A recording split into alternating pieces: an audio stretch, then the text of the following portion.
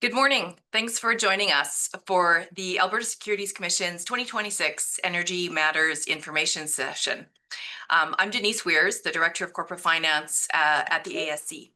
This morning, you're going to be hearing from a number of members of our energy group in corporate finance here. This is a team of evaluation engineers, geologists, and energy analysts, and they'll be sharing some of the key matters covered in the Energy Matters report that was published on December 18th. That report is available on the ASC website. And as well, if you want to follow along, the slides for today's session are also posted already on our website. And in the next week or so, we'll be posting the full recording, so you can access all of that. So if you go to our website, www.asc.ca, up in the right-hand corner is the menu button, click on that. Go to the heading News and Publications, and under that is the events and presentations, subcategory. So the link to the slides and the report are available there. And as I said, the full recording will be coming. So this morning, you're going to hear from a few members of the energy group. First, you're going to hear from Craig Burns. Craig is the manager of the team. He'll be providing some of the highlights from the results of the disclosure reviews that the team has conducted over the last year, particularly in respect of oil and gas reserves and resources other than reserves disclosure. Next, you're going to hear from Michelle Turner. Michelle is a senior evaluation engineer and environmental specialist in the team. She'll be providing an update on the climate-related disclosure project. So in April, the CSA announced a pause on the climate-related disclosure project, and in conjunction with that, at the ASC, we sort of reassessed our staff resources and decided it made sense to integrate that climate-related disclosure and environmental work into the all things energy mandate of our energy group. That group, the energy group, was already looking at things like carbon capture and storage, carbon credits, renewable energy. So it just had a lot of synergies. As part of that broader mandate, Michelle, who's been part of that climate disclosure project since its onset, has taken on this expanded role as our environmental specialist. Then following Michelle, we'll hear from Ramsey. Ewan Ramsey is also a senior evaluation engineer on the team, and he has been tracking for a number of years the sustainability-related disclosure being provided by Alberta-based reporting issuers in the energy sector. And this last year, he's expanded the focus, and now he's collecting data for all Alberta-based reporting issuers, whether they're in the energy sector or not. And so he'll share some of that information. And then finally, Craig will be back to provide some color on sort of the capital markets in the energy sector, some of the financing statistics and things like that. Before I turn it over to Craig, we do want to acknowledge that Alberta is the traditional and ancestral territory of many peoples, including the Métis people, the Inuit, and the First Nations, presently subject to Treaties 6, 7, and 8. We do acknowledge and respect the histories, languages, and cultures of those First Peoples of Canada that have lived on the land and cared for it for generations, and whose presence continues to enrich our community. So with that, I'm going to turn it over to you, Craig. Thank you, Denise. Hello, everyone. Just before we get into the session here, I'll just a little bit of housekeeping here. So today's event is pre-recorded, hopefully to reduce the chances of any technical issues on our end. Also, as Denise had mentioned, that a lot of the information talked about today is actually drawn from our 2025 Energy Matters report at asc.ca. There's also some other information there you may find helpful. We've got previous editions of the Energy Matters report. Preceding that, we have the Oil and Gas Review report going back a number of years as well. We've also got archive recordings of these seminars on there, or these webinars on there. And as well, we have a couple of webinars you may find helpful. We have the NI 51 101 for officers and directors, as well as the NI 51 101 for beginners. Now, with respect to the Q&A, we have 5 intervals here that are interspersed. and or four are interspersed actually after certain sections, and then there's one wrap up at the end.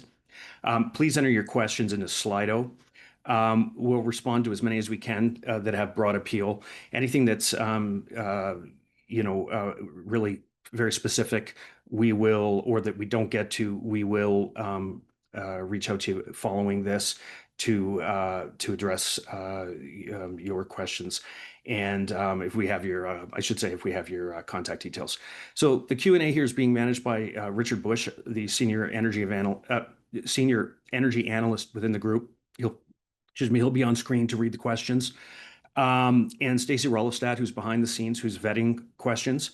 There'll also be code words here today for CPD credits that will flash on the screen. Those will come up during two of the Q&A sessions, is my understanding. If you'd like to receive these credits, please enter them into the webinar survey following the session. And with that, let's get on with things. The first thing we'll do is take a brief run through our agenda. The first thing is the introduction. Within the introduction, we'll introduce you to the Alberta Securities Commission. We'll talk about the Energy Group, and then we'll talk about some of the regulatory framework that governs energy-related disclosure. Next thing we'll talk about is disclosure identified for improvement. We'll address two NI 51-101 disclosure concerns. Following this, we'll have our first question session. The next section is insights from 51-101 disclosure. In this, we'll present some findings attributed to data we've collected and analyzed. We'll follow this with another Q&A session. Following this, we'll hand it over to Michelle Turner, who will take on the climate-related update. She'll let us know what's happening with respect to the CSA climate-related project, the International Sustainability Standards Board proposed amendments to the Oil and Gas Exploration and Production Sustainability Accounting Standards Board standards, the rulemaking authority to extend the safe harbor regime, which is otherwise known as Bill 12, and then she will have another Q&A session. We'll then move into environmental related sustainability disclosure hosted by Ramsey Ewan. Ramsey will discuss the state of this disclosure with respect to all Alberta reporting issuers. Following this, we'll have another Q&A session. Then we'll transition into the energy and Alberta capital market section, which I will take on. We'll present some findings attributed to data we've collected and analyzed with respect to energy-related reporting issuers, their market capitalizations, and their financing activities. Following this, we'll have one wrap-up question and answer session. You're welcome to pose any of the questions that you may have on either the last section or any of the preceding sections. Just ask that for all questions that you have, please enter them into the Slido app. We'll address those that have the broadest appeal, while more specific ones we'll attempt to follow up individually if you can provide us with your contact details. So the Alberta Securities Commission administers Alberta securities laws. It's entrusted to foster a fair and efficient capital market and protect investors. The ASC is a member of the Canadian Securities Administrators, or the CSA, whose mission is to improve, coordinate, and harmonize regulation. The ASC is the CSA's lead oil and gas regulator. The Energy Group resides within the Corporate Finance Division of the Alberta Securities Commission. The Energy Group has an all things energy focus. That means we focus on just about anything that has any connection to energy, be it oil and gas, of course, exploration and production, midstream activities, services, helium and hydrogen, lithium recovery from brines, carbon capture, utilization and storage, environmental sustainability, including greenhouse gas emissions or GHG emissions, electrical generation, including renewables, transmission and storage of these, renewable hydrocarbons, also energy-related environmental liabilities. So recently, the Energy Group took on the Corporate Finance Division's climate-related responsibilities. As noted earlier, Michelle Turner is heading this up. Beyond climate-related, our responsibilities encompass all environment-related matters with either an energy or technical nexus. Please contact us with respect to any energy or environment-related matter. The Energy Group's goal is compliant disclosure. We conduct reviews. These incorporate disclosure and technical evaluations. They assess compliance with the securities legislation. We also develop and maintain securities legislation and technical guidance, and we communicate with market participants. Next, we're going to discuss the regulatory framework that we work within. It is primarily built around National Instrument 51-101, Standards of Disclosure for Oil and Gas Activities. It applies to reporting issuers, or RIs, engaged in oil and gas activities. It addresses general standards as well as specific annual disclosure requirements. Its technical standard is the Canadian Oil and Gas Evaluation Handbook, or the COGE Handbook. Next, we'll talk about related forms for filing on SEDAR. We'll start with the 51-101 F1, which is the Statement of Reserves data and other oil and gas information. That is the document within which the majority of your oil and gas disclosure in your annual filing will be found. There's the 51-101 F2, which is the report on reserves data, contingent resources data, and prospective resources data by independent qualified reserves evaluators and auditors. The execution and filing of this on SEDAR affirms COGE Handbook compliance. And then there's the F3, which is the report of management and directors on oil and gas disclosure. The execution and filing of this affirms the content and filing of the F1 and the F3, as well as the filing of the F2. Next up is the companion policy to 51-101, which is the Standards of Disclosure for Oil and Gas Activities, 51-101 CP. We also have a number of CSA notices, the most important of which for today include 51-324, which is the revised glossary to 51-101, and also 51-327, revised guidance on oil and gas disclosure. Those can be found on our website, and I encourage you to access those. The COGE Handbook is another additional piece of technical guidance within our regulatory framework. It is published by the Society and maintained by the Society of Petroleum Evaluation Engineers, the Calgary chapter. Some additional materials include the Securities Act Alberta, the Energy Matters Report, the latest of which was published in December of 2025, and you can find that on our website. And there's also corporate finance disclosure reports. Also, should just note here that you can find the historic editions of both of these on our website. Next up, we'll discuss disclosure identified for improvement. So we'll start with a brief introduction. Through reviews, we assess that disclosure is misleading, including by omission, whether it focuses on material information as it's required to, and otherwise complies with all disclosure requirements. These reviews incorporate disclosure and certain support material. They prioritize reporting issuers first. The ASC is the principal regulator, or the PR. They assess disclosure where other jurisdictions are the PR, and we proactively assist on oil and gas matters. So we'll often identify an issue and contact the jurisdiction and ask if they need our assistance.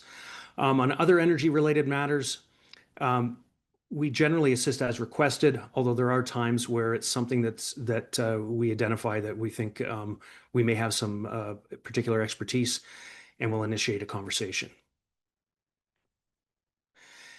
So we're going to discuss energy-related disclosure from reporting issuers engaged in oil and gas activities in the subject to NI 51-101. These subjects concern qualified reserves evaluators, QREs, and qualified reserves auditors, QRAs. Also, the satisfaction of Form 51-101 F1 items via financial statement disclosure. Starting off, we'll talk about qualified reserves evaluators and qualified reserves auditors. So the concern we have here is disclosure that we sometimes see that has not been prepared or is not audited by a QRE or a QRA as required. Specifically, we have ongoing concerns with individuals that believe they are either a QRE or a QRA, and we don't believe that they are. There's also reporting issuers that don't understand their reporting obligations regarding QREs and QRAs. The subject was previously addressed in the 2022 Energy Matters Report.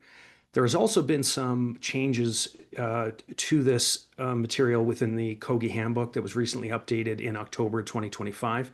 So we thought that that would be a good rationale to provide some rationale for us to discuss it this year. So first up here, we'll talk about key requirements that are related to QREs and QRAs within 51101. So first off, reserves or other information of a type specified in the F1 must be prepared or audited by a QRE or a QRA. It must be prepared or audited in accordance with the Kogi handbook. So in short, all volumes and values must be prepared by or under the direct supervision of a QRE or audited by a QRA. By definition, as we'll see shortly, a QRA is independent. And also all these volumes and values of reserves must be prepared or audited in accordance with the Kogi handbook. Next, anticipated results from resources other than reserves or ROTR, including an estimated value for an estimated quantity, must be prepared or audited by a QRE or QRA. It must be prepared or audited in accordance with the Kogi handbook. So in short, all volumes and values of contingent resources, prospective resources, discovered resources initially in place must be prepared by or under the direct supervision of a QRE or audited by a QRA, and prepared or audited in accordance with the Kogi handbook. And lastly, a reporting issuer must appoint at least one independent qualified reserves evaluator or qualified reserves auditor and direct them to report to the board on the F1's reserves data, contingent resources data, and prospective resources data. They also must direct the independent qualified reserves evaluator or auditor to execute the F2, which is then subsequently filed by the reporting issuer. The responsibilities of reporting issuers are discussed more broadly in Part 3 of 51101, Responsibilities of Reporting Issuers and Directors. So per 51101, a qualified reserves evaluator is an individual who, in respect of particular reserves data, resources, or related information, possesses professional qualifications and experience appropriate for the estimation, evaluation, and review of the reserves data, resources, and related information, and is a member in good standing of a professional organization. Per the Kogi handbook, a QRE in part has at least 5 years of practical petroleum experience, including 3 recent years, with the majority of time spent evaluating resources. QREs are specialized within the field of resource evaluation. So the recent handbook, a Kogi handbook update, included the language, the majority of time spent evaluating resources and specialized. So those are two terms or phrases that we've been using for a number of years here at the ASC when we're talking about QREs in particular, emphasizing that really with respect to 51101, QRE responsibilities are expected to be your primary function if you consider yourself to be a QRE. So most of your time will be spent estimating, evaluating, and reviewing reserves data. Of course, reserves data is a term used with respect to a filing of annual filings under 51101. Also, resources and related information. Per 51101, a QRA is an individual who, in respect of particular reserves data, resources, or related information, possesses professional qualifications and experience appropriate for the estimation, evaluation, review, and audit of the reserves data, resources, and related information. Similarly, they must be a member in good standing of a professional organization. Per the Kogi handbook, a QRA in part has at least 10 years of practical petroleum experience, including 5 recent years, with the majority of time spent evaluating resources. Again, the recent Kogi handbook update included the language, the majority of time spent evaluating resources. So with respect to 51-101, QRA's responsibilities are expected to be the primary function. Most of the time, a QRA is employee will be spent estimating, evaluating, reviewing, and auditing reserves, data, resources, and related information. I want to just dive a little bit more into the term evaluation that was used in both of those definitions. So it's very specific to 51-101.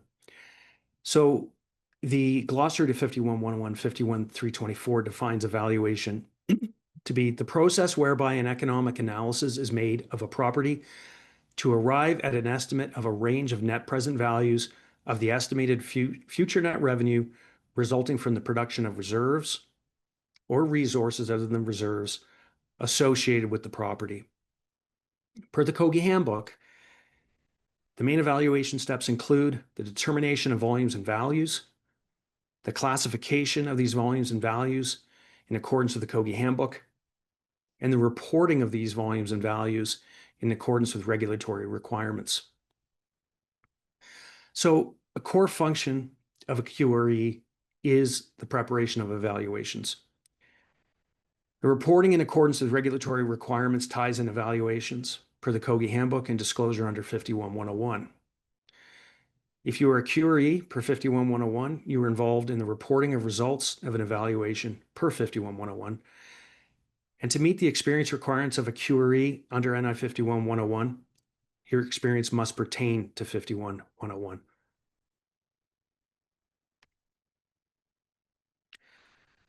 Also, per 51-324, an audit is the process whereby an independent qualified reserves auditor carries out procedures designed to allow the independent qualified reserves auditor to provide reasonable assurance in the form of an opinion that the reporting issuer's reserves data have in all material respects been determined and presented in accordance with the Kogi Handbook and therefore are free of material misstatement. So a qualified reserves auditor is independent. So now to some key takeaways. Reserves and rotor estimates must be prepared or audited by a QRE or QRA, and this work must be done in accordance with the Kogi Handbook. A QRE or QRA is a specialist who has professional qualifications and experience in the estimation, evaluation, and review of reserves data, resources, and related information. This experience must relate to NI 51-101 and the Kogi Handbook. The individual must also be a member in good standing of a professional organization. So being a member of a professional organization does not imply that you meet any of the other qualifications necessary to be considered a QRE or QRA. All of the criteria must be met. Of the individuals with practical petroleum experience, very few will qualify to be considered a QRE, and exceedingly few will meet the criteria to be considered a QRA. Reporting issuers must ensure that they appoint or utilize QREs and QRAs that are qualified, and they must ensure that their disclosure is prepared or audited by QREs and QRAs. Once again, point you to Part 3 of 51-101 to understand the responsibilities of reporting issuers. So next up, we'll talk about satisfying Form 51-101 F1 items via financial statement disclosure. Our concern here is that information presented in financial statements doesn't satisfy those F1 items as it's intended to. Some items permit information to be provided in financial statements in accompanying notes for the most recent financial year. We'll talk about what exactly those items are. Want to emphasize that this disclosure in the financial statements must fully satisfy the F1 requirement. So whatever expected of you to do to complete or meet the requirement within the F1, if you're going to include that information within the financial statements, it must meet the same quality standard. It's common for disclosure to not satisfy the item or otherwise be unlocatable or unresolvable, leading to unmet requirements. The F1 items whereby you can direct readers to the financial statements for their satisfaction include the item 5.2, which requires you to identify and discuss significant economic factors or uncertainties affecting reserves data components. 6.2.1, which requires you to identify and discuss significant economic factors or uncertainties that have or are reasonably expected to affect anticipated development or production on properties without reserves. 6.3.1, which refers to a reporting issuer that's bound by an agreement regarding future market price exposure. If you are subject to this, you're expected to describe it and provide the specified information.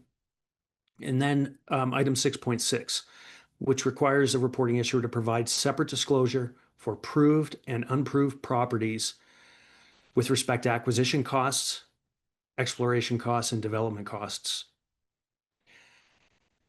So items 5.2, 6.2.1, and 6.6 have instructions that permit these items to be satisfied by directing readers to the information's presentation in the financial statements or the accompanying notes for the most recent financial year. However, item 6.3.1 has no instruction.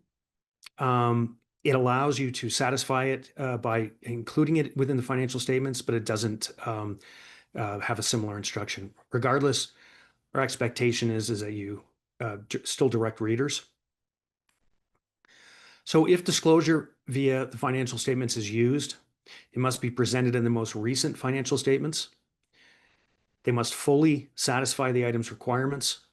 They must be accompanied with clear and correct directions to its location. Be clearly presented, unaggregated, and not be boilerplate. So many reporting issuers take advantage of the allowance to do this. It's often not easy to locate the information, and when we do locate it, it's common for it to be rolled up with other values. As an example, we can use item 6.6, which requires separate disclosure for proved and unproved properties of acquisition costs, exploration costs, and development costs. We'll often find a single value will be disclosed without any accompanying information to how to break out the costs associated or the value associated with any of those individual costs. Is it one of these costs? Is it a couple? Is it all of them? We don't know. So we'll often object when we see this. We would do the same if it's included in the F1 or if this disclosure is in the financial statements and a reader is pointed towards it. Next, we'll move to questions. So if anybody has any questions with respect to this section, we will attempt to address them now. Later, the data is sourced from regulatory filings. All the analysis and insights are ours. And we'd encourage you to follow up. If you'd be looking for more additional information please see the 2025 Energy Matters report on our website. I should just also note that this data and analysis helps inform us, enables us to make better regulatory decisions. Now, every graphic that you see in this webinar is accompanied with a footnote that provides the figure number and the page within the 2025 Energy Matters report, where you can find that figure as well as additional information, often including methodology as it's relevant.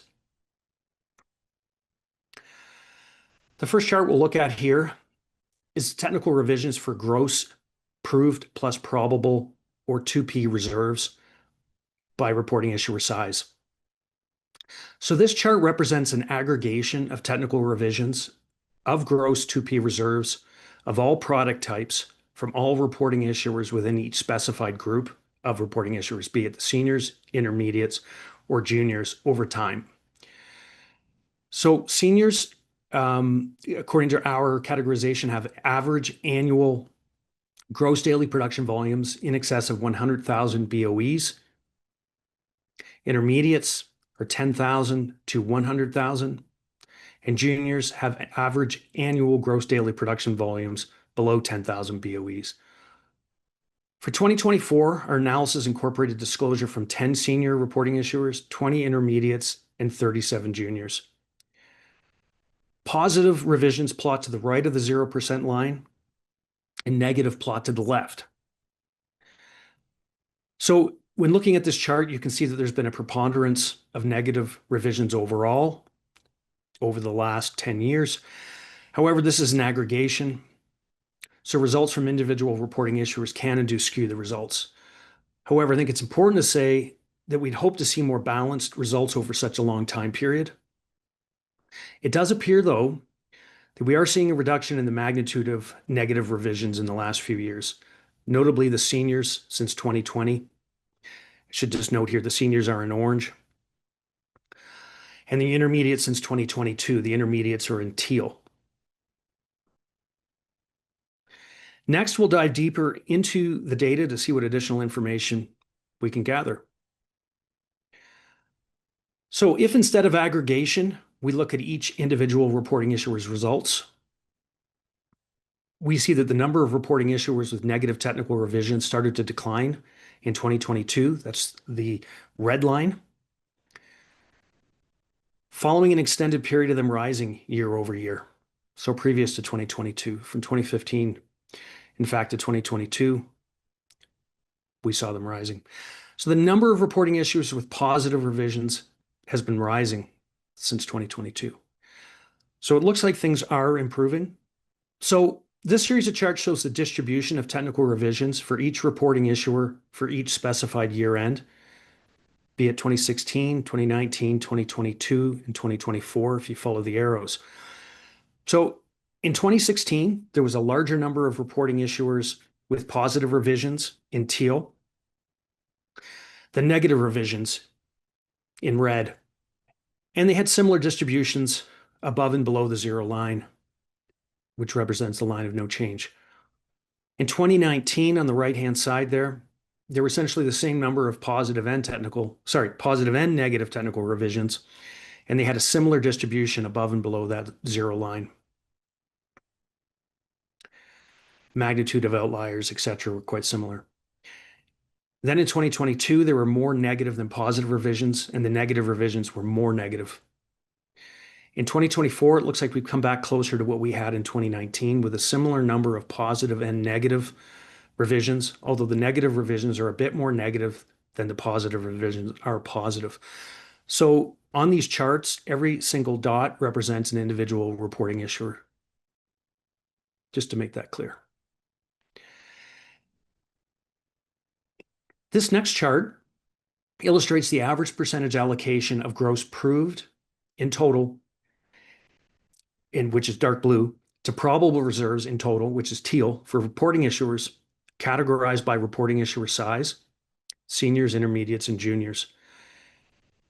As you can see, in 2024, each group had a similar proved to probable split, about 62% to 38%.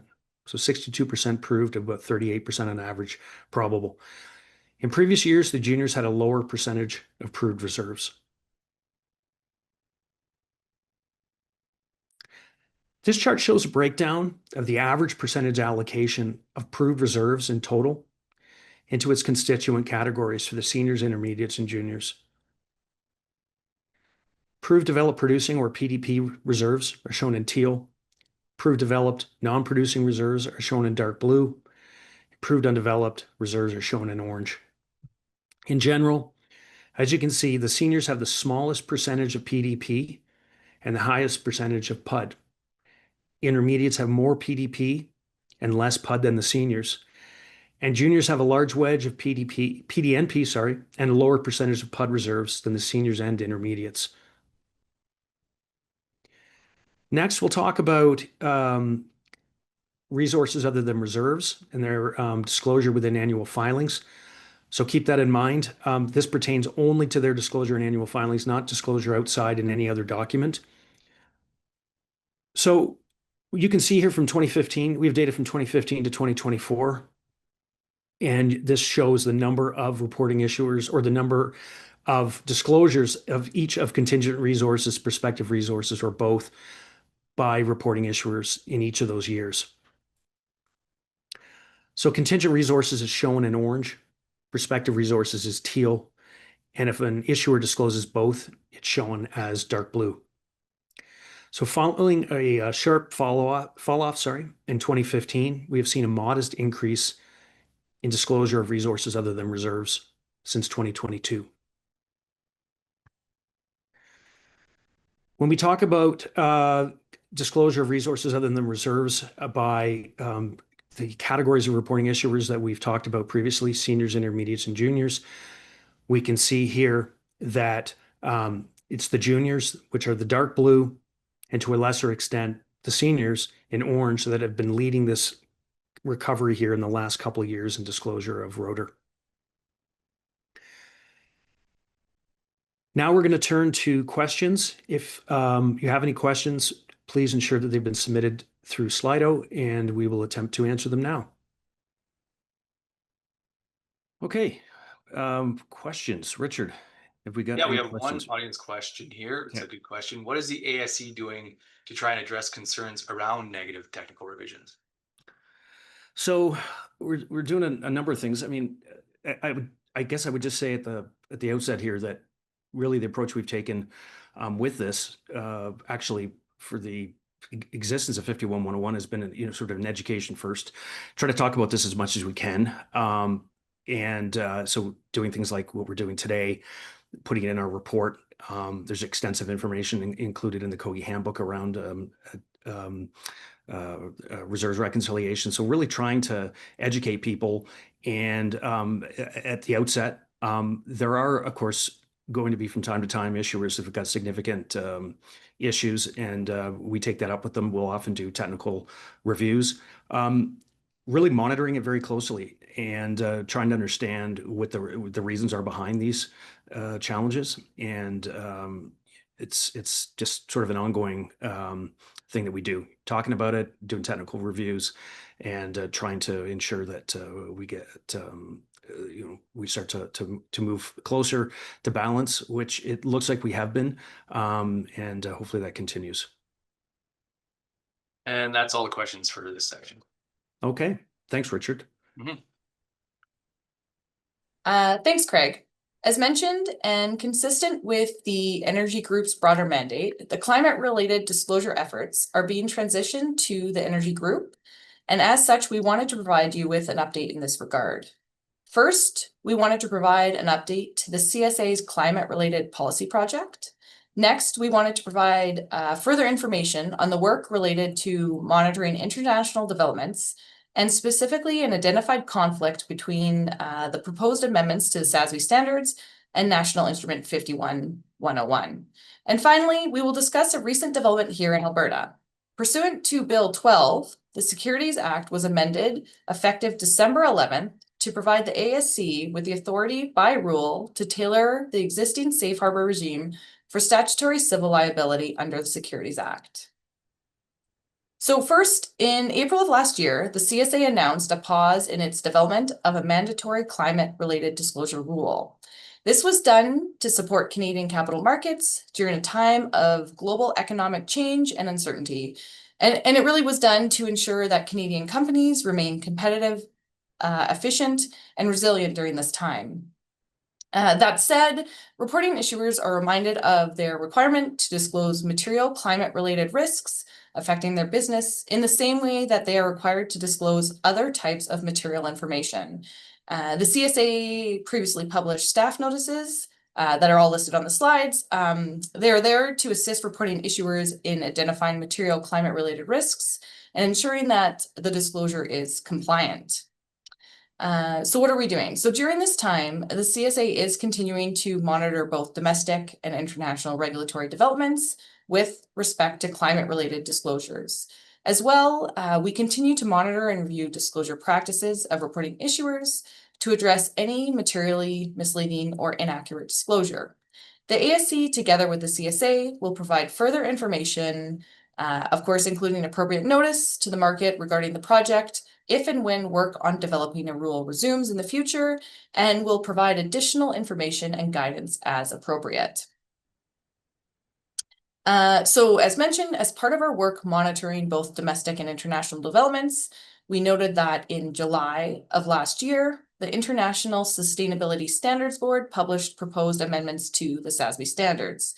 The SASB standards are incorporated into the ISSB's climate-related disclosure standard and are also incorporated into the CSSB's climate-related disclosure standard.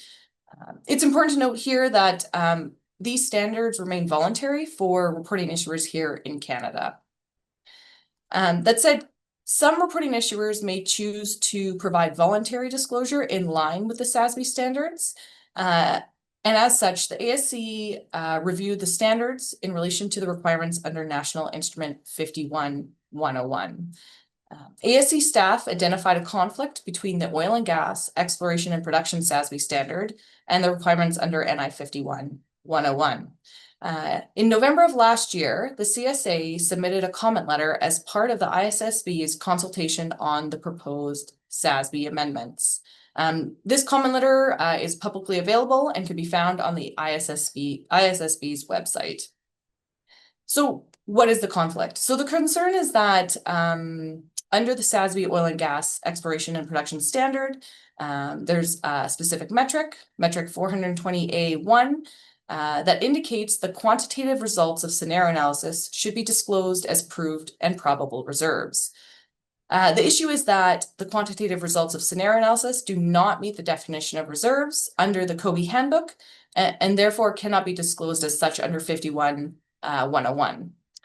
Further details regarding the conflict are outlined in the CSA's comment letter, which again is publicly posted on the ISSB's website. As well, of course, ASC staff are available to discuss further for anyone who may have questions. So lastly, we wanted to raise a recent development here in Alberta. Pursuant to Bill 12, the Securities Act was amended effective December 11th, 2025, to provide the ASC with the authority by rule to tailor the existing safe harbor regime for statutory civil liability under the Securities Act.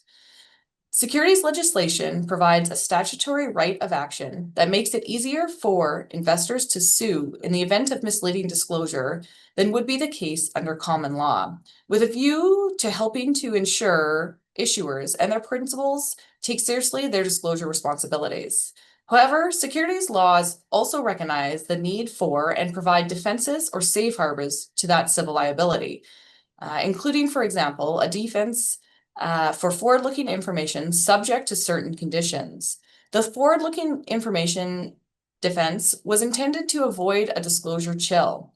We have heard similar feedback from investors in respect of climate-related disclosures. In particular, we've heard that certain investors would welcome a safe harbor in relation to climate-related disclosure to prevent that disclosure chill.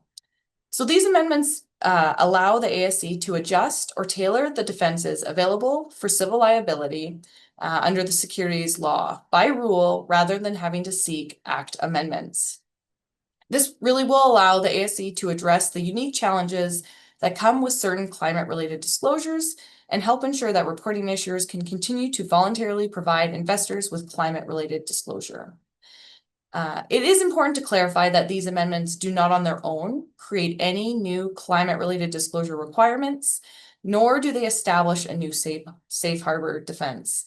They authorize the ASC to make a rule providing defenses or safe harbors. Any proposed new rule in this regard would be required to be published for comment as part of the normal rulemaking process, providing the benefit of public comment and input on the proposed new rule. We continue to assess whether current safe harbors, liability frameworks, and guidance remain adequate for climate-related disclosures. And then just here in this last slide, I've highlighted the amendments that were made to the Alberta Securities Act regarding receiving rulemaking authority.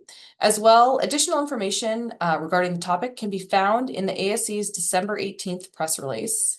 And now I'm going to pause here for a short Q&A, and I'll turn it to Craig to see if we have any questions. Okay, so we're on to our next Q&A here. Richard, have you got some questions here for Michelle? We do. We have a question. You mentioned that CSSBs are voluntary for disclosure. What year do these become mandatory? Okay, so the CSSB's sustainability and climate standards are voluntary. And like I mentioned, the CSA has paused the development of a new mandatory climate-related disclosure rule. So at this point, unless a regulator adopts the CSSB standards, they would not be mandatory. So in our case, for reporting issuers, they remain voluntary at this point in time, indefinitely. Great. Richard? Thanks. Any more That's questions? that's it for questions for this section. Okay, thanks, Richard. Thanks, Michelle. So we'll just turn it over to Ramsey Ewan. Thanks, Craig. I'm going to be sharing some of the things we've seen in terms of sustainability and environmental related disclosures from our Alberta reporting issuers. I hope you all find this informative and interesting. So there continues to be growing interest for disclosure of greenhouse gas emissions, climate risks, and other environmental related sustainability disclosures. In the past few years, stakeholders have been showing their interest towards these types of disclosures, and we have seen voluntary disclosures from reporting issuers as a response to the overall interest in this area. And this is an area that we've been monitoring in the ASC's energy group since 2021. What we've called these types of reviews has somewhat changed over the years, but we've referred to them mostly as environmental sustainability monitoring reviews. And these findings are also detailed in our Energy Matters reports. So the data collected through these reviews are ongoing, and we do plan to continue to collect information on these types of disclosures. So these reviews assess basic information such as whether or not sustainability disclosure has occurred via a standalone sustainability report, the timing and frequency of the disclosure, how the disclosure has been prepared, the method of disclosure, and whether or not certain environmental information has been disclosed. However, it's important to note here that these reviews didn't assess the quality of the disclosure, compliance, nor whether certain social or governance type information has been disclosed. Before I get into the findings, I do want to go over a little bit of background on the data collection. So in anticipation of more established or prevalent environmental related disclosures, we've conducted these reviews for Alberta reporting issuers. And in the past, we focused on reporting issuers engaged in oil and gas activities. And later on, that coverage was expanded to energy-related reporting issuers. For this current year, we've expanded the coverage to all Alberta principally regulated reporting issuers. For these reviews, the data is collected and the results are available in the 2021 to 2023 and the 2025 Energy Matters report. The findings and results in our Energy Matters reports and those that are in the following slides are based on our own data collection and analysis. And these findings were as of September 30th, 2025. You'll also notice that the figures and graphs are going to be annotated with where you can find them in our 2025 Energy Matters report, which is available on our website. So over the next several slides, I'll be highlighting some of our findings. Sustainability and environmental related disclosures are currently being done by reporting issuers through voluntary disclosure. And where we have indicated or observed disclosure occurrences, those have occurred in standalone sustainability or ESG reports. So this first slide of the reporting issuers in the oil and gas engaged in oil and gas activities, 20 issuers or 19% have had a recent sustainability report published.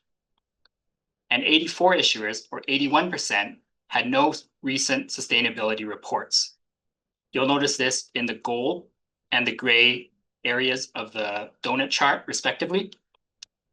So of the issuers with no recent sustainability reports, 21 issuers had removed their sustainability report in response to concerns regarding Bill C-59, and the remaining 63 issuers had no sustainability report. However, no specific reason was cited during our review. I'll discuss a little bit more about that in the next slide. So this chart provides a comparison to the previous data collection year. In the 2023 Energy Matters report, there were 61 reporting issuers engaged in oil and gas who had a sustainability report published. There were changes in the reporting issuer list, acquisitions, divestitures, and so on. A couple of new reporting issuers and a couple of new inaugural reports as well. However, the largest changes were those issuers that removed their sustainability report as a response to Bill C-59, and also several issuers that have removed their sustainability report, but no specific reason was found during our review. And that leads us to where we are currently, with the 20 issuers now identified with current sustainability reports. In 2024, the Competition Act amendments, or Bill C-59, introduced provisions that raised some concerns from reporting issuers regarding environmental or climate-related disclosures. And as a result, some reporting issuers, starting in 2024, began removing or scaling back their sustainability reports and related disclosures as a response. So in this area, we've noticed a significant reduction in the number of sustainability report occurrences due to reporting issuer concerns on the amendments to the Competition Act, or Bill C-59. Subsequent to our data collection, the 2025 Canadian federal budget announced the intention to further amend the Competition Act to address some recent changes. And I look forward to seeing how these will affect sustainability-related disclosures in the next year's data collection exercise. But for now, I'll move on to the next sub-industry grouping. Of the reporting issuers classified as oil and gas pipelines and midstream, 6 issuers, or 67%, have had recent sustainability report. And the remaining issuers, or 33%, had no recent sustainability reports published. You can see this again, similar to the previous graph, in the gold and the gray. And this will be the same for all the future slides as well. Of the issuers with no recent sustainability reports, 1 issuer had removed their sustainability report in response to concerns around Bill C-59, and the remaining issuers had no sustainability report, but no specific reason was cited. I'll move on now to the reporting issuers that are classified as oil and gas services. 6 issuers, or 23%, have had a recent sustainability report published, and the remaining issuers had no recent sustainability reports. Of the issuers with no recent sustainability reports, 1 issuer had removed their sustainability report in response to Bill C-59, and the remaining issuers had no sustainability report, but again, no specific reason was cited. Moving on to the reporting issuers classified as utilities, most issuers, you can see in the prevalent gold area, or 10 issuers, have had recent sustainability reports published. And 2 issuers had no recent sustainability reports published. And there were no effects due to Bill C-59 concerns that I could observe from our review, but the legend here is kept for continuity. So moving on to the reporting issuers reporting under NI 43-101, the standards of disclosure for mineral projects. We had 1 issuer with a recent sustainability report published, and the remaining issuers in this group did not have any recent sustainability reports published. And other issuers with recent sustainability reports, 1 issuer removed their sustainability report in response to Bill C-59, and the remaining issuers had no sustainability report, but no specific reason was attributed. So moving on, as mentioned before, new to this year's edition of the Energy Matters Report, we've extended the sustainability disclosure monitoring review coverage to include all Alberta reporting issuers where the ASC is the principal regulator.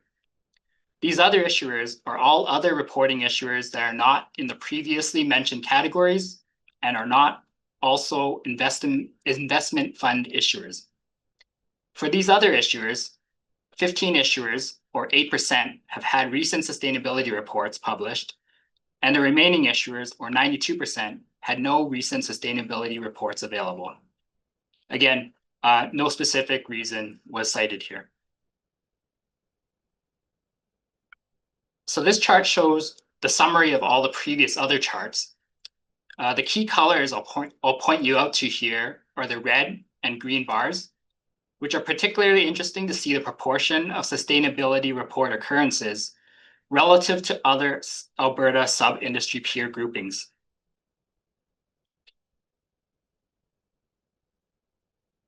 This next slide shows the sustainability reporting frameworks and standards being used by the issuers to prepare their sustainability reports. It's important to pause and note here that these figures relate only to those that have a published standalone sustainability report already. And also, these figures only represent that they have mentioned or referenced the framework or standard being used in order to prepare or inform their disclosure or the preparation of their sustainability report. We didn't in this exercise assess for quality or whether they'd be in full compliance of the framework or standard. As a quick summary, the frameworks and standards that we focused on in our monitoring reviews are the Task Force for Climate-Related Financial Disclosures, or TCFD, the Global Reporting Initiative, or the GRI standards, and the Sustainability Accounting Standards Board, or SASB standards. And we've chosen to focus on those three because they're the most common frameworks and standards being used, and also combining with our previous year's reviews, it provides a continuity of data year over year.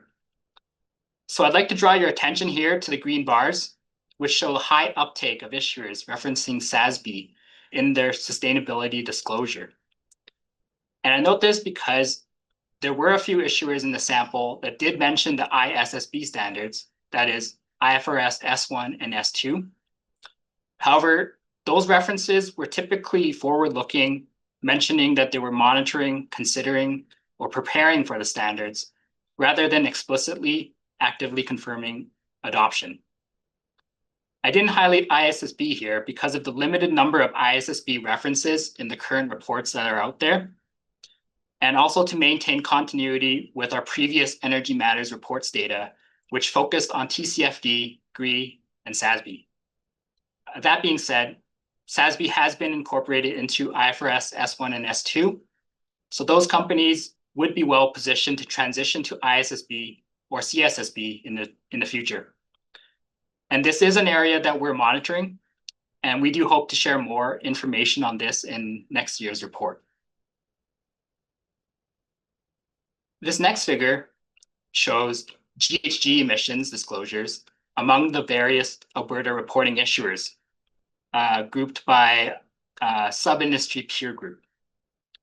Scope 1, Scope 2, and Scope 3 GHG emissions have been disclosed in terms of CO2 equivalents, and that includes the emissions of carbon dioxide, methane, and nitrous oxide. These scopes are defined terms, and I'm sure by now there's a degree of familiarity among the audience, but I'll go over these real quick. Scope 1 GHG are all direct emissions owned or controlled by the reporting issuer. Scope 2 refers to indirect emissions attributed to energy acquired by the reporting issuer. Generally, this means purchased electricity, heat, or steam. Scope 3 refers to all other indirect emissions attributed to the value chain of the reporting issuer. The other emissions noted here in this graph, in our monitoring reviews, we've included disclosure of emissions such as nitrogen oxides, sulfur dioxide, volatile organic compounds, and fine particulate matter emissions. And these are generally disclosed separately by the reporting issuer. But we've grouped these in our review similar to how it was grouped in previous years as other air emissions. So as shown, many issuers report Scope 1 and Scope 2 GHG emissions when they have sustainability-related disclosures. And similar to previous years, Scope 3 emissions are less widely disclosed. However, when they are disclosed, there are a number of differences that we found among the disclosure in terms of what the Scope 3 number actually includes. For example, if the Scope 3 emissions is only associated with a particular business segment, or whether the Scope 3 emissions from certain categories are counted or excluded. And for future reports, we've considered doing a deeper dive in this area. And with that, I'll conclude my section and pause here and remind you to post any questions you have to the Q&A. Okay, excellent. So we're here for another Q&A. So Ramsey is not available for this Q&A, so Michelle and I are going to take your questions. Richard, have we got any questions? We do. We have one submitted question. And what is the plan for the ASC moving forward with respect to providing the sustainability information in reports or presentations? I'm guessing that's because we skipped a year, kind of provided it, skipped a year, and then providing it again. So yeah, I think we had it for about 3 years running, and then we took 2024 off. It was the bill C-59 sort of got in the way that time. We saw a lot of drop in disclosure, and then of course we wanted to talk about it or put it out again this year. So what we'll do is we'll continue to monitor the interest, and if it's something that companies are continuing, or at least a fair number of companies are continuing to provide, and there seems to be an interest out there by stakeholders, then we'll consider providing it in next year's report. And from then on, we'll just kind of monitor it, I think, year to year. Very similar to kind of, I think, pretty much all the information we provide. If people are interested in it, we'll continue to provide it. Michelle, do you have anything you want to add there to that? Yeah, I think too to that. I believe there's like a survey that the audience can do. Like Craig mentioned, it would be really helpful to get everyone's feedback if they find this information useful and relevant, and if they want to hear it in a webinar or see it in the report. Any feedback in that regard would be helpful as we move forward. Okay, excellent. Good point. Thanks for mentioning the survey. Richard, have we got any more? no, that's it for this section. Okay, so we'll carry on. Okay, thank you. So next up is energy and the Alberta capital market. So as you've seen in the previous sections, we collect and analyze a lot of data regarding our reporting issuers, and in some cases, data from reporting issuers that are principally regulated by other jurisdictions. It helps inform us and enables us to make better decisions. So the information in this section, it does pertain to reporting issuers for which the ASC is the principal regulator. Most of this data is sourced from regulatory filings. The analysis and insights are ours. And unless noted, information presented is effective at September 30th, 2025, also noted as 2025 YTD.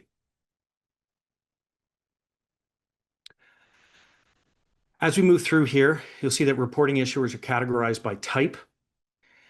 There are time series shown by type for reporting issuer number, so the counts of the different number of reporting issuers within each category, market capitalization of these issuers, financings, and I also want to just refer you to the 2025 Energy Matters Report for additional information. And I should say that see previous editions of the Energy Matters Report as well, please, and the preceding Oil and Gas Review Report for similar analysis going back about 10 years. All of these reports can be found on our website. This first chart here is a snapshot of the number of reporting issuers by industry. Keep in mind that helium is represented as pink, mining as orange, energy as teal, and others as dark blue. As you can see, 179 of 457 Alberta reporting issuers, or 39%, are attributed to the energy industry. The energy industry comprises oil and gas, utilities, renewables, etc. This next chart is a snapshot of the number of energy-related reporting issuers. It captures reporting issuers with an energy-related focus, not just specifically those reporting issuers considered to be part of the energy industry. As you can see, 190 reporting issuers, or 42%, are involved in energy-related endeavors. This is represented by the color teal.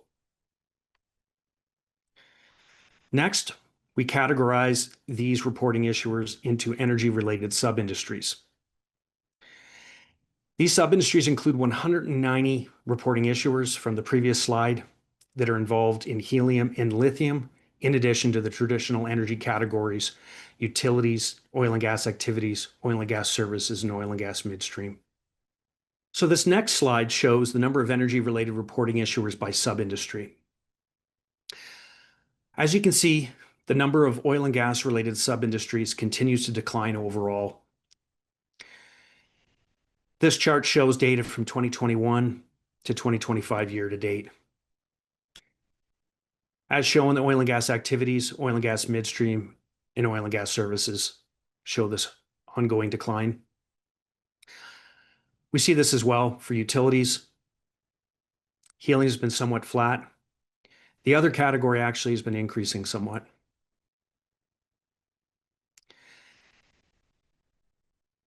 This chart looks more closely at reporting issuers engaged in oil and gas activities over a longer time horizon.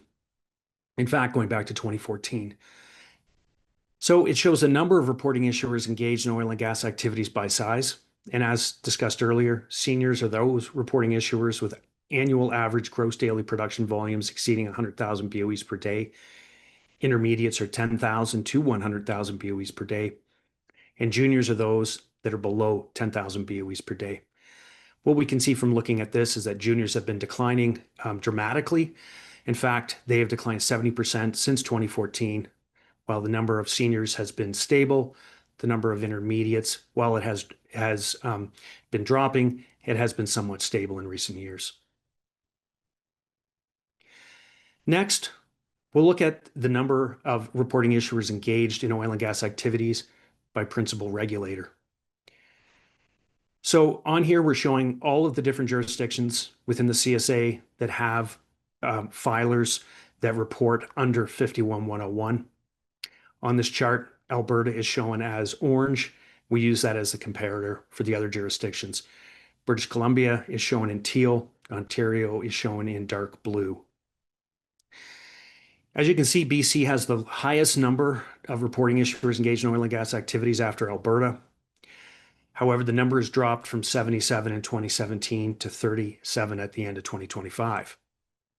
So the decline that we've seen in Alberta is also being seen in these other jurisdictions.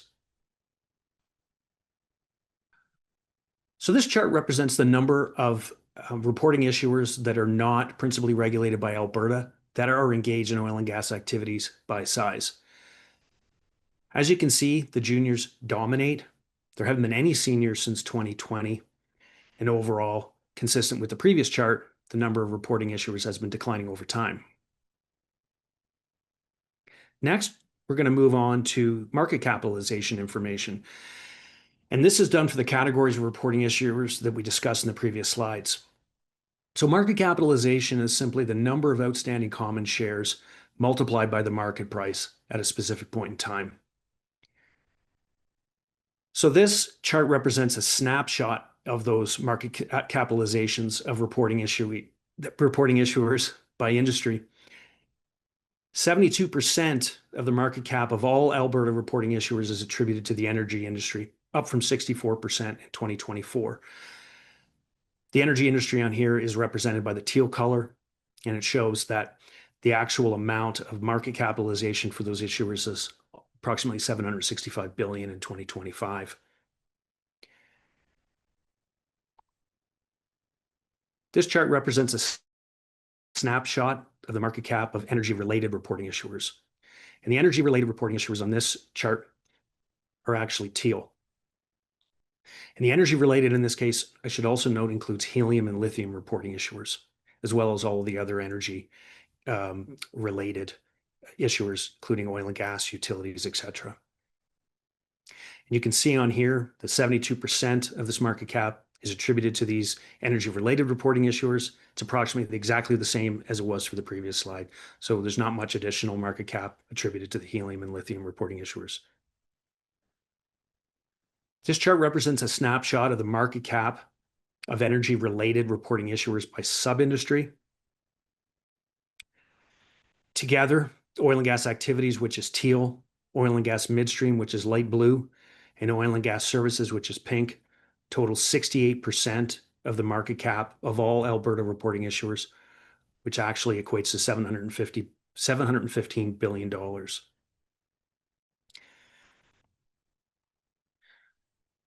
So this chart represents the average market cap of energy-related reporting issuers by sub-industry. And as you can see, oil and gas midstream dominates with an average market capitalization of $17.1 billion per reporting issuer in 2025 year to date. It's also been rising for those in oil and gas activities as well as for those in oil and gas services. Oil and gas activities at 2025 year to date was $3.9 billion. So if we look at reporting issuers a little that are engaged in oil and gas activities a little closer, we can see that at September 30th, 2025, the average senior had a market cap of $27.5 billion. That's in gray there on the left-hand side, compared to $28.2 billion in 2021. The average junior stood at $120 million in 2025 year to date, up from $106 million. Overall, the average market capitalization of our reporting issuers engaged in oil and gas activities has been relatively stable. Next, we'll look at the financing activities for the categories of reporting issuers we discussed previously. This chart reflects the capital raised via prospectuses by reporting issuers engaged in oil and gas activities. The 2025 total and offerings, as you can see, are up over 2024 numbers. There was $4.3 billion raised in 2025 at year end, adjusted via 11 offerings. You can see by this chart, however, there has been a long-term decline. We've discussed this in previous years in both the total amount raised as well as the number of offerings. We actually look at the type of financing done in this chart. So we've just taken the previous chart and we've overlaid it with how much capital has been raised by what type of security, be it equity, debt, or both. You can see that debt has dominated the offerings going back to 2016 on this chart. In fact, in 2025, you can see here adjusted for year end, there was actually a substantially larger amount of debt raised, $3.9 billion to $448 million of equity. Next, we'll talk about capital raised under prospectus exemptions by reporting issuers engaged in oil and gas activities.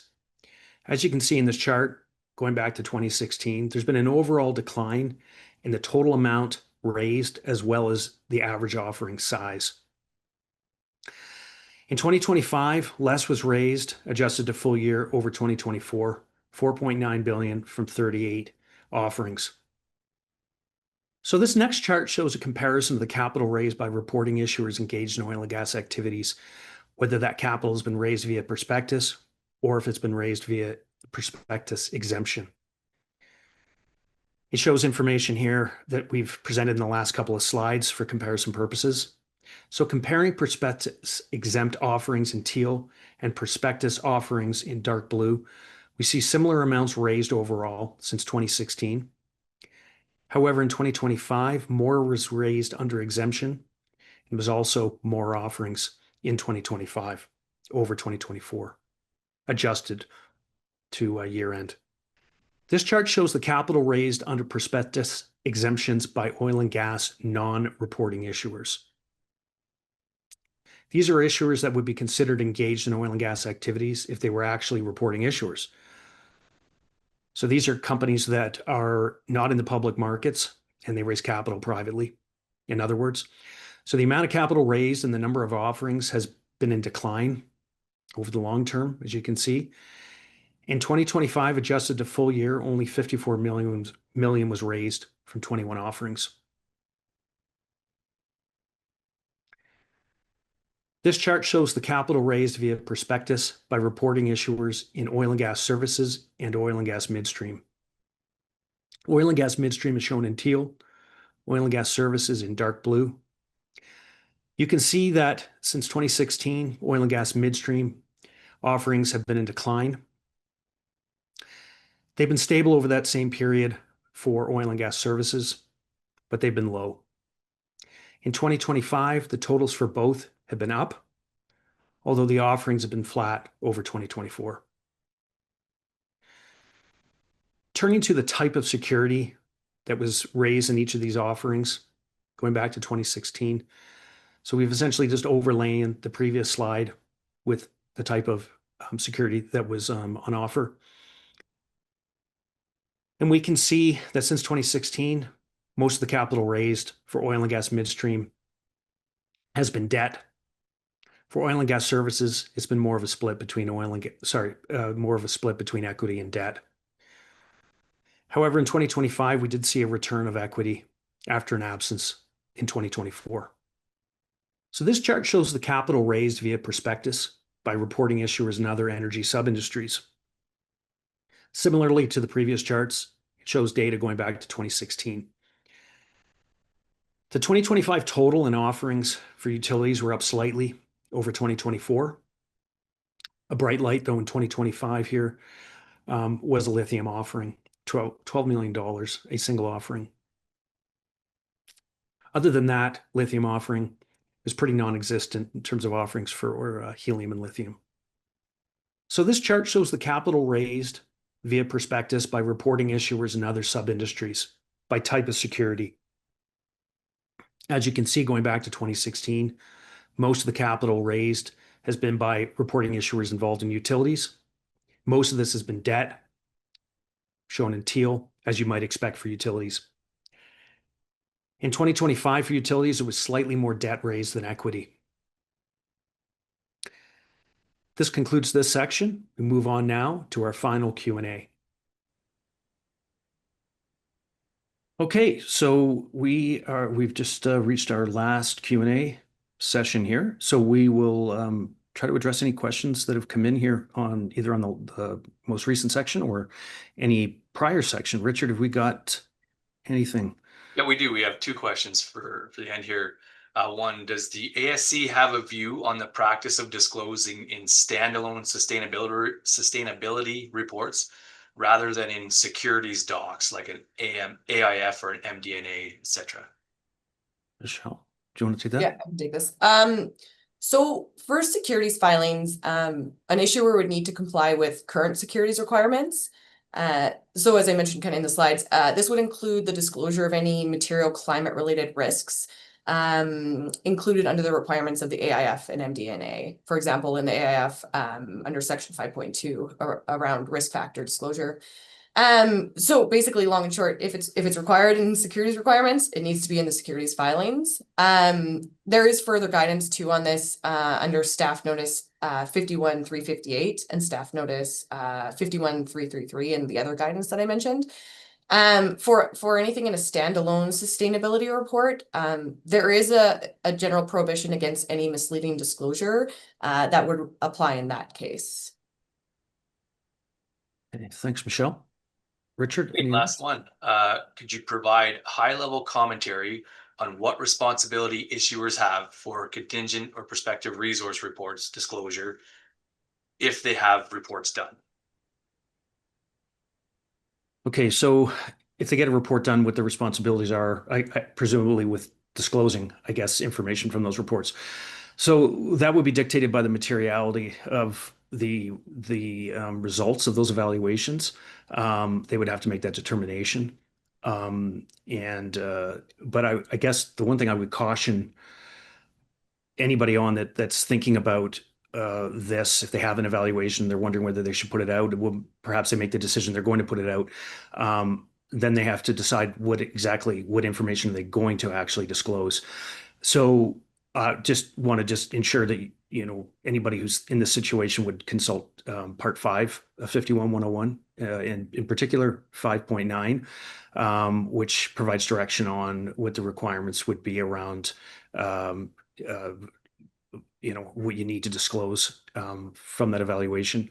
And I would just caution people that, if you have an evaluation and you are trying to figure out what to put out there, just be extremely careful that if that you meet the disclosure requirements in 5.9, but just ensuring that you put out, for example, if you've got risked estimates and you don't put them out, you only put out the unrisked, and you don't provide enough information to allow the reader to understand how those estimates would what would happen to those estimates, I suppose, if those risk factors were applied.